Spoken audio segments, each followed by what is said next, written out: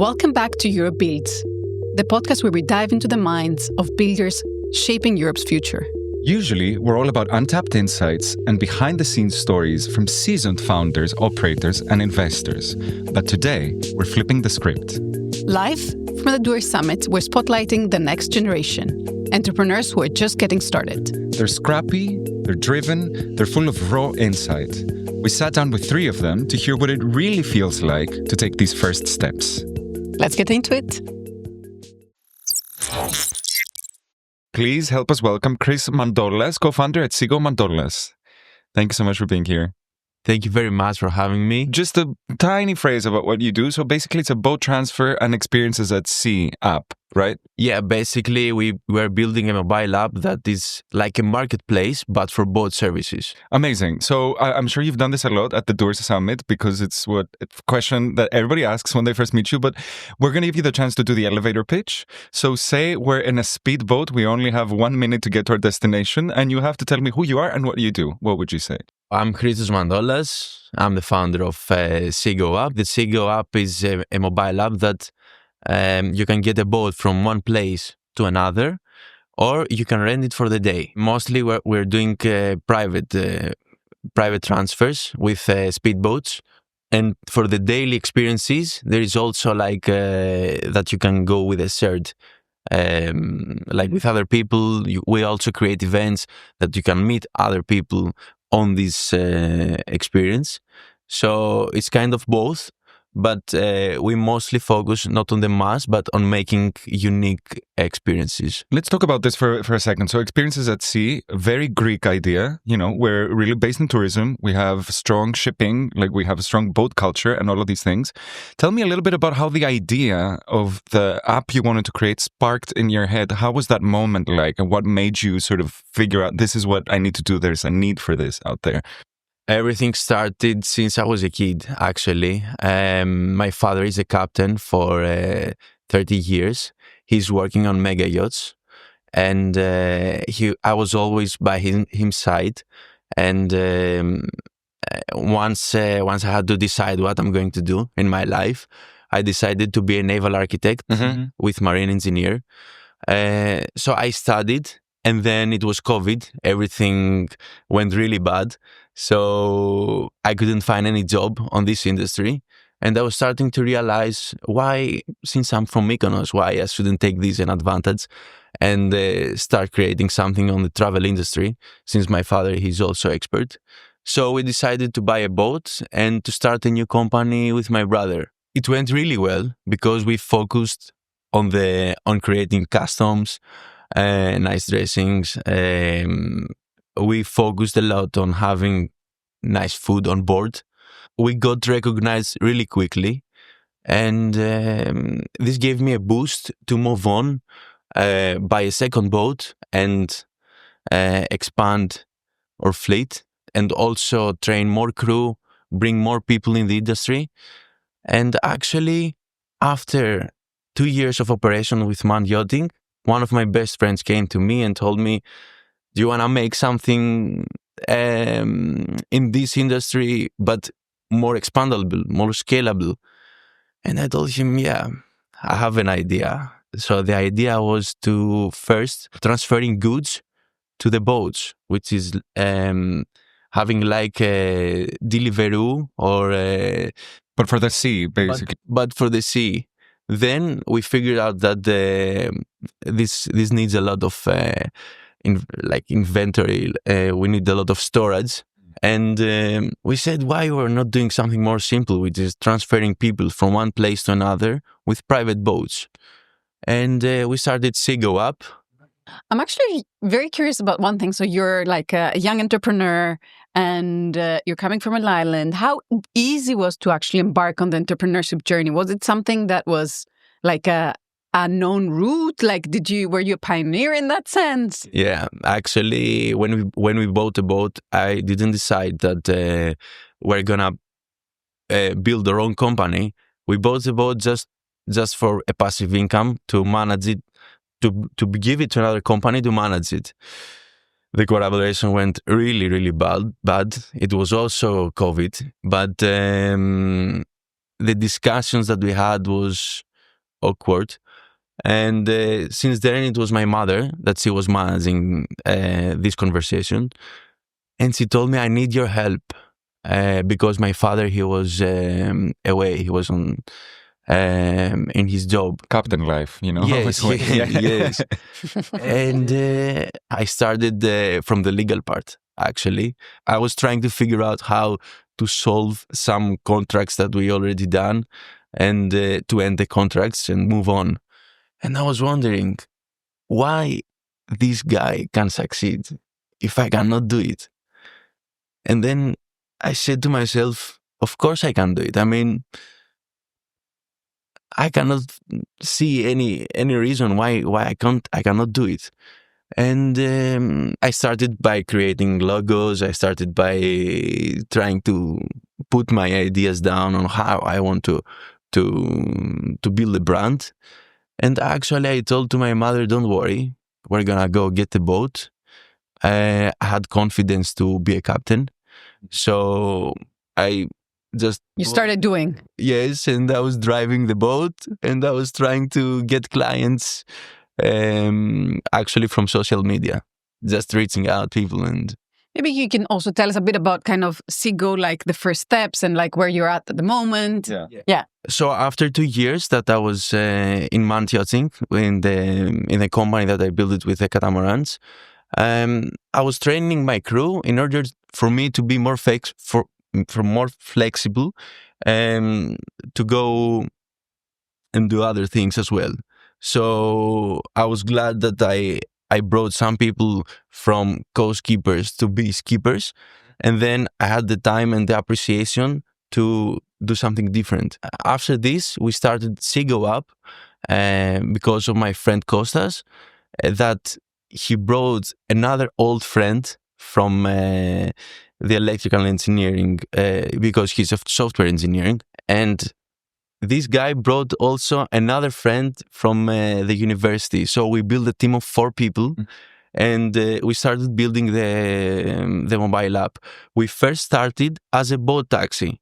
So just think like Uber, but for boats. In Mykonos, all of this, right? In Mykonos. This was very exciting because we started building the app. All of them, they came at Mykonos. We did a big event on my boats, on the catamarans. So the concept was that you take the boats, the speed boats that we do the transfers, and you go to a place to do a party. So that was the launch also, let's say, of the... Yeah, that was the launch of the app. Mykonos. Yeah. So we launched it with a big party, a big boat party. Actually, it didn't go really well. Because it was COVID, and the Coast Guard just came and stopped it. But it was fun because in the first day we got 200 users that wanted to participate on the event, and it was wow. I mean, it was really exciting. Today, how many users do you have? We have around 10,000. And if we meet here next year, this time, where would you like Seago to be? I'm hoping to have more than 50,000 users. 50,000 users, okay. Great. Actually, we're in a stage that we're looking to invest, and I'm also really confident to bootstrap this project. Right now, we're hiring freelancers, but also we're hiring members to be on site. So in total, this is a good amount of money that we're gonna spend in order to get the maximum value out of it. So I'm really confident that this year is like a pivotal year, because since the last 2 years, we didn't have our team full time. Yeah. Right now, we're going full time, and we're hiring new people, and we're gonna do even more impact. So I think that even 50,000. So 50,000 users, some investment, and a full-time team. And a full team. The engine is on. The journey is ahead. Thank you so much, Chris, for being here with us today to tell us a little bit about Seago Mantolas and how you've built this app that has really offered phenomenal experiences at sea. Thank you. Thank you very much.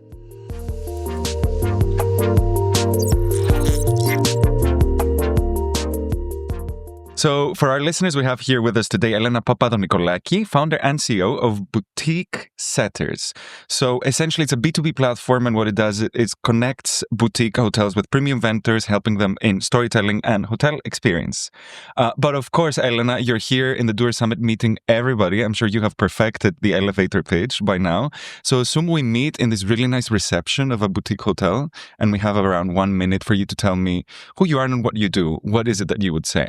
So I'm Elena, and I'm a boutique obsessed person, and I help making synergies. I want to make an impact in the boutique hospitality industry.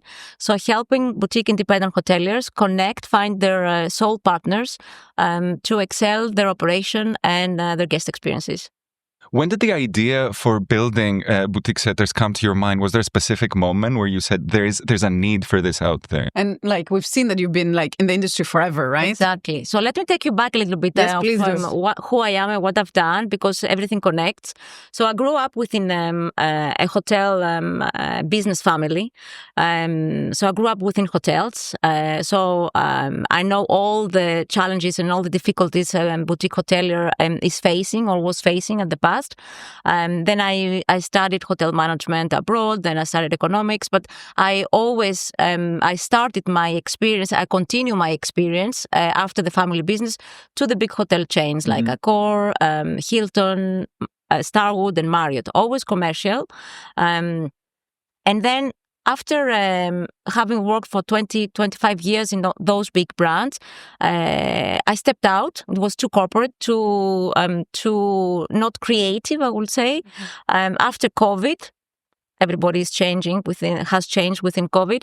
I realized that I need something much more creative. I need to do something on my own. I wanted to create an impact. So I left my nice office, my comfort zone, my bubble atmosphere, and I went out. I didn't know what I'm going to do. I knew that I wanted to do something. I started as a freelancer doing consulting in smaller boutique hotels. But that was not something that I was really into, like doing one hotel, consulting, working with one only owner. It was not such a big impact. And then I was one of so many other hospitality consultants out there. So I was trying to find this an element that will make me different, or that would give me a much more creative aspect in my work, in my daily work. So I took my laptop and I live in Athens. I started going downtown and I was visiting different boutique hotels, and I was working from different spaces that they used to have. Some boutique hotels have some nice spaces that they haven't really converted them into a working environment. So I was trying to order a coffee, or I was going to some hotels that have a really nice design, and I was getting a lot of inspiration. I was observing at the same time. And then I was seeing that there's so many beautiful hotels popping up in Athens and everywhere in Europe. But they're missing on facilities, on guest experiences. Like the guest is coming in and out and is leaving with, they haven't touched the guest. So the guest is going away from them, but never comes back, or never brings their story somewhere else. And the same happened to me. I was working there. I sometimes have been 20 times at the same hotel. No one even knew that I was there. Or they didn't even have a coffee that I could take with me. Or I would love to have like an area that I could meet other people in that really lovely lobby or area decorated with art. And it gives me a lot of inspiration. I can meet somebody else who works and like do business. Or so then I start having, something needs to change more in a more global scale. And then a lot of clients, even when I used to be within my big companies, when I used to work within Starwood, Marriott and all this, they were approaching me to enter their services and their facilities into the hotels. So it's, Elena, can we do these hotel amenities in there? Or Elena, I have these nice products I want to enter at GB at the time. Or Elena, I want to do that. And then when I left, they will keep coming. Elena, can you help us do something so we can enter this? So I've done some business development from the vendor side. And then I said, okay, that's it. We have to connect them. There's a gap. They cannot connect hoteliers, independent hoteliers. They are bombarded. They are very, with everything that exists out there. They are very they're very busy with their daily operation. It's like a restaurant, right? Where it's a day-to-day thing. You can't really get out. You cannot get out to see what it exists. What else does it exist in technology to help you? So that you don't have to have a concierge. You can have like an app, or you don't have to have like a restaurant, but you can outsource the F&B service. Or there's so many things that you can do, but he doesn't have, or she, because we keep saying he, they don't have, the hoteliers, the time to see how they can upgrade the product. So I said I will connect them. I will create a platform where everybody can come in and make synergies. I will help them to make the synergies. I will have to have a verification system, a process. So I verify, I select who are the best solution providers. You stamp them essentially. So you give that approval. They know that if you've said yes, then it's actually very good. Exactly. So I put them in a portal. So from one side, I source and verify who are the best solution providers in different categories. So I have there is a marketplace in the portal, and then I have split it in categories. It's a curated marketplace. It's not like there you can see hotel marketplace out there in the market, but they're huge, unpersonal, and not curated, and it's mainly supplies. So within that marketplace, there are vendors as well. So we have technology, we have F&B, fitness and wellness, art, design, and within the design, it's architectures, interior designers, photographers, travel, so luxury travel agencies, travel consultants, content, marketing agencies, branding. So it's I select who are the best that they can fit for a boutique hotel, because not for a big brand, because not all boutique hotels have like an excessive budget to spend on a marketing. And I'm curious a bit about kind of this supply and demand play. So how many matches have we done up until now? So you've been operating for a year or two, right? No, it was launched in September. Oh, just now. So it's very recent. Okay. So how many matches have you done in your first 3-4 months of operation? The ones that we have registered, it was up to December, is like 10 synergies. So we managed to bring together vendors and hoteliers together, like 10 in total. We generated approximately 35,000 euros from these synergies.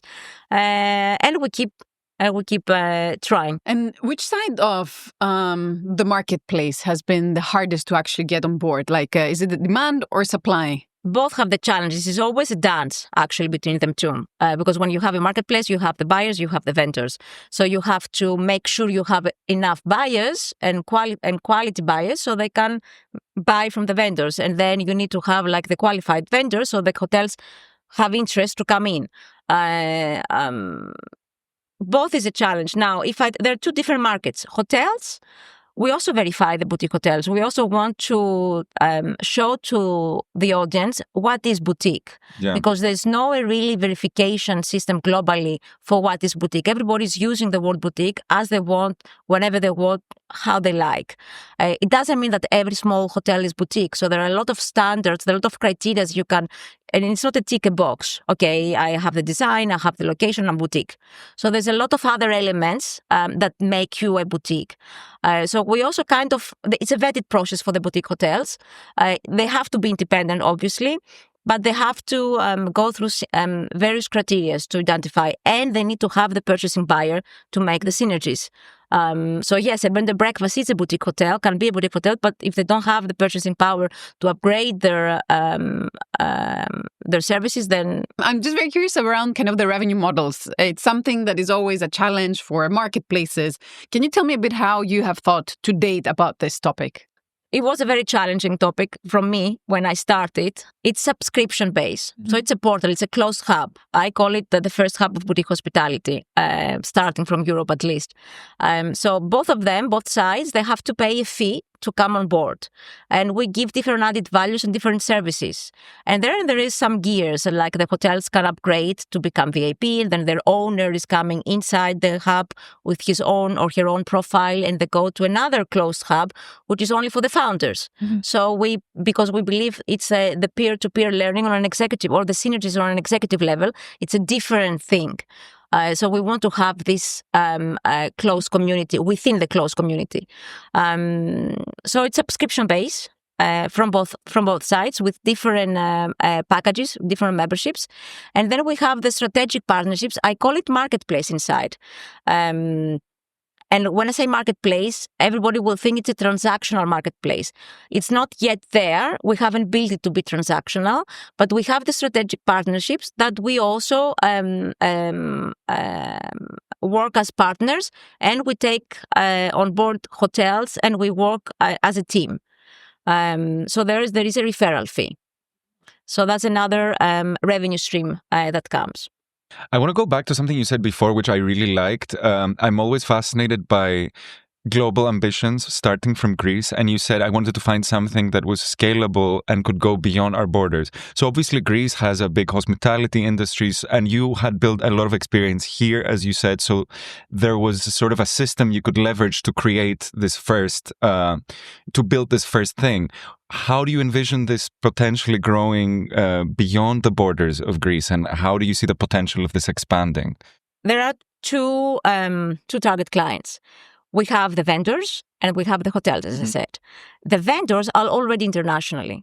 Why? Because everybody who can offer a service or sell their product overseas, they can be a member of the community. So we have clients, like we have our music brand curator is based in California. We have a branding agency based in Canada. We have technological companies offering hospitality solutions based in Holland and in UK. They can offer it from everywhere they are. So this part is international. It's already international. Already. Yeah. The hotel side, it's more organically, obviously. Greek market is much easier. I'm Greek, they know me. So far we have 32 hotels and hotel brands inside.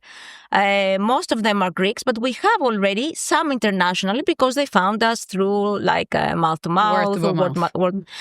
So we have like a hotel chain from Sri Lanka, a boutique hotel in Morocco, in Croatia, in Italy. And it's quite global also. It's not just regional. It's not global yet, but definitely has the ambition. It has the ambition because the boutique hotels, predominantly boutique hotels, there are already boutique hotels in Europe. There are also what I'm thinking, there are the emerging markets that they need this service. Yes. North Africa and Latin America, Mexico, Latin America, there's a lot of boutique hotels popping up. So what I've done, what I'm about to launch, it's two initiatives to help me expand. One initiative is the advisory board. So I'm bringing in, because as a founder, I forgot to tell you that I'm alone. And solo entrepreneur. We had you're the first solo entrepreneur we're interviewing for this. For the Do Summit, yes. Since the beginning, I was trying to find a partner, mainly from the product development side, like the technology side, which is I'm missing. I wish I could have the coding element within my skills to be able to go faster. But as I'm alone, I had to take all the solutions and all the decisions alone. So I was like looking at me at the mirror, and I was like, okay, what is the answer now? I have another problem to solve. A full dialogue with a mirror, yeah. So now I decided to set up an advisory board, experts, not from hospitality background necessarily, all of them, but like one is sustainability, one is communication, another one is technology. So they can help me expand my vision and the product further from Greece. The other initiative is the Circle, I'm calling it. I haven't launched it yet, but already we have some ambassadors. I call them brand advocates. They're professional leaders based all over the world. So I pick them up, I select them. They have the hospitality background. Either they work within hotels, boutique hotels, either they offer a service and they become as the partners. And they will represent the vision and the boutique hospitality in their market. So we have somebody based in Mexico now. He's the GM of Group Habita. And then we have a lady based in Berlin, another lady based in New York, another lady based in Houston. And the circle is expanding. I would like to close this with one question. So if we meet here next year, this time at the Doer Summit, what would you like boutique setters to actually have achieved? To have the name, people who already are members to continue being members, and the vision is to become the hub of inspiration and boutique hospitality. So people to come in, take information on education, on other ideas, on what they can do, what others are doing, have discussions, become a forum. I forgot to tell you, within the portal, there is a marketplace, but there's a community forum as well. And we also give trainings and seminars to the hotel. So we invite, like, for example, we have the school, they call it Atelier de Lausanne, who is coming on board on the advisory board and will be doing a lot of things with our hotels on training. So it's a hub that you can also take industry insights and tools. It's not about only seeing who are you going to buy from, but it's a community. It's a community. I want to have like the real sense of the community. Very quick last question that I have, because you're at an interesting stage. If you could instantly gain one skill by pressing a button right now, which one would you choose? Like, what's the most necessary skill right now for you? For me, yeah, coding. Yeah, I was sure you're going to say that. You said it, and I wanted to see, is she going to say coding? I got mad with all my developers. I had 20 interviews with 20 different companies until I conclude who is going to make. It's a simple MVP at this stage, it's not like the real platform.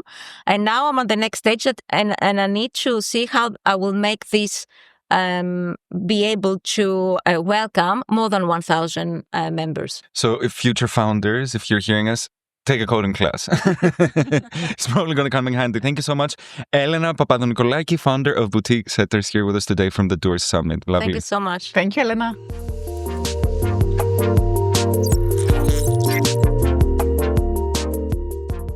Eilon, so nice to have you here. Thank you. Thanks for having me. Thanks so much for being here. So for our listeners, we are joined by Eilon Grouper. So it's like Elon, but with less money and much more likability, I will say. Exactly. So you've been here in the summit. We actually stumbled upon you and kind of impromptu style invited you here in our booth. And I'm sure you've been doing a lot of the elevator pitch. So we'll give you a chance to do it here again. So in a few words, who are you and what exactly is it that you do? So I'm 26 and 1.96 m. This is my introduction. Nice. Because some people think that I'm shorter when they see me on video. Basically, I own an e-commerce store in the gaming niche in Israel. We serve tens of thousands of customers each month. And on the other hand, I'm content creator, creating content about artificial intelligence. I have currently more than 100,000 followers combined with all the different platforms, millions of views, and I had the chance to work with Meta, Google, startup companies in Israel, and just enjoying all of this. Eilon, I'm very curious, like, how did your story begins? Like, what's the starting point of how did someone decides to become an influencer? I started my business back when I was 17. That was the time when I was a gamer, and I thought to myself, how can I make money out of it? At the same time, I was just building some website. It was Wix back then, like simple drag and drop web builder. I remember those times. Yeah. I just thought to myself, okay, let's do something about it. I just built a website, sold some games, and it got bigger and bigger and bigger. And I recruited some employees. And when ChatGPT eventually came up to all of us, I, as an early adopter, I just started using it, and like days and nights investigating all the simple things, the prompt engineering, how it works, the capabilities. So I just came to the conclusion that this is something big that is going to affect all of us.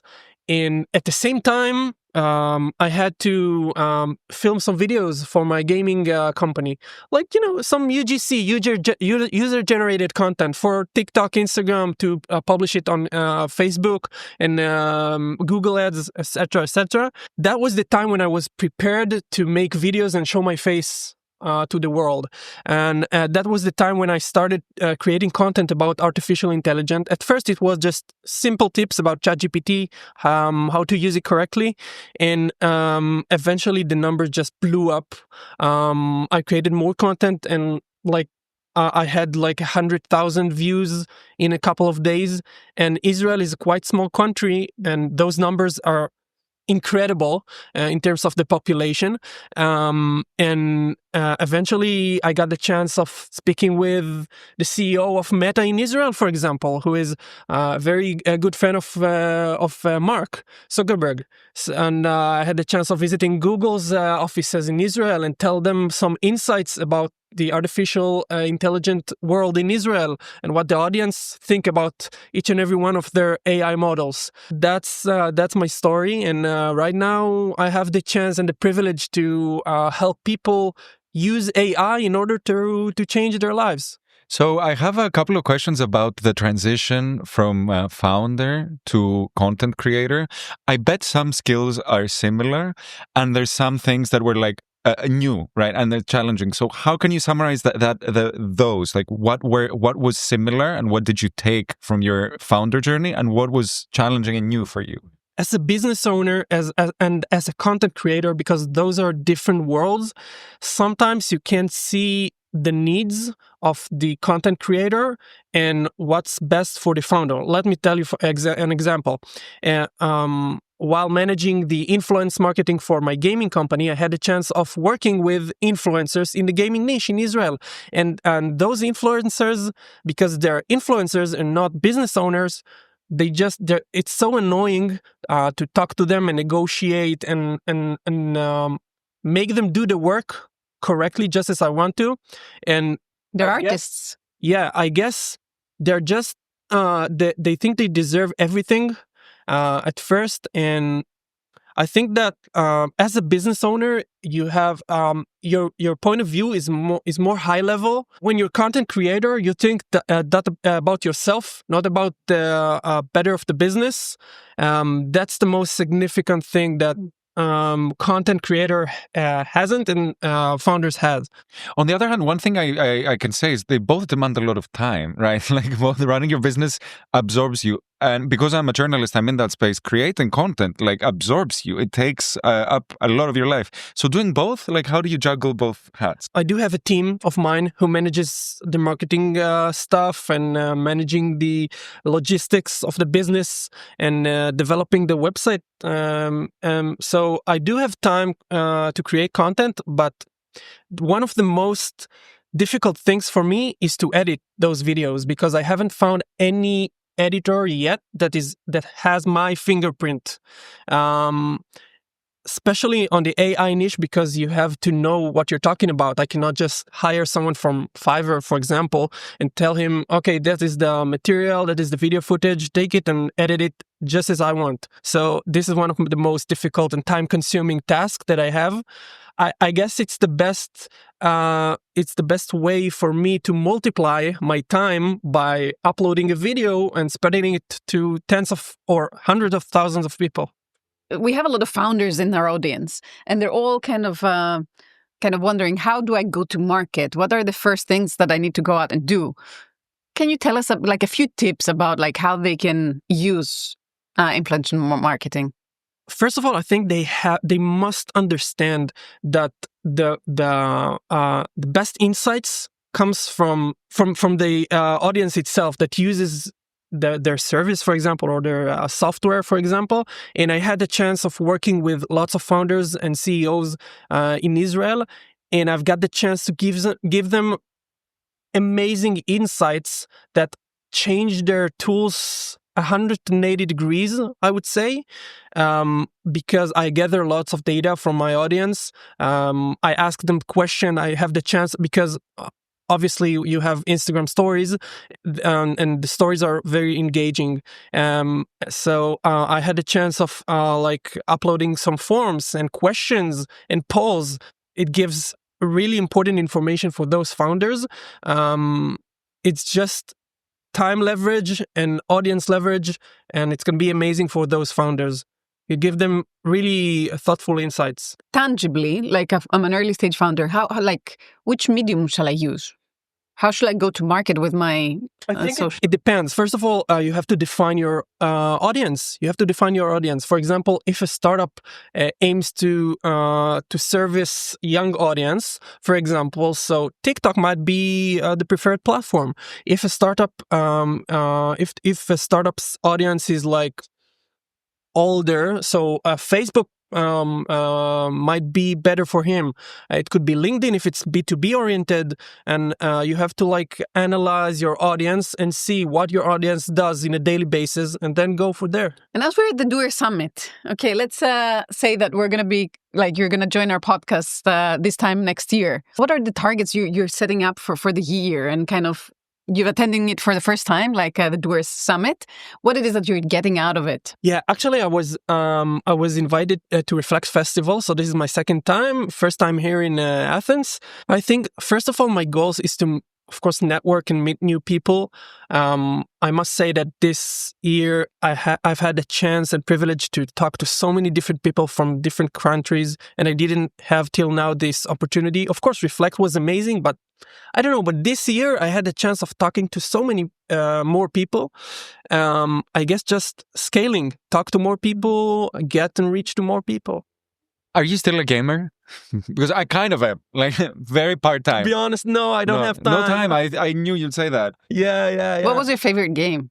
Actually, Flight Simulator. Nice. okay. You're one of those. I'm an aviation enthusiast, so but you know, some shooting games, GTA and stuff. I loved Elden Ring. I have to say, I played Elden Ring. It's like it's incredibly like nightmarish world, but it's so well done that I kind of like started projecting myself living in that like very nightmarish world. But excellent game, excellent game design. Wow. It was interesting to hear that your sort of beginning came from your inspiration came from it, because you now with new generations of founders, you hear a lot of people whose first inspiration for maybe a very different trajectory comes from the like, gaming. Exactly. So thank you so much for being here with us Thank you for today, having Eilon me. Grouper. Thank you so much. Excellent story, excellent insights. Thank you. Thank you for joining us for another episode of EUROPEBUILDS, where we show that the European ecosystem is no longer an underdog story. If you liked our episode and want to hear more, follow EuropeBuilds on Spotify, Apple Podcasts, and Born's YouTube channel.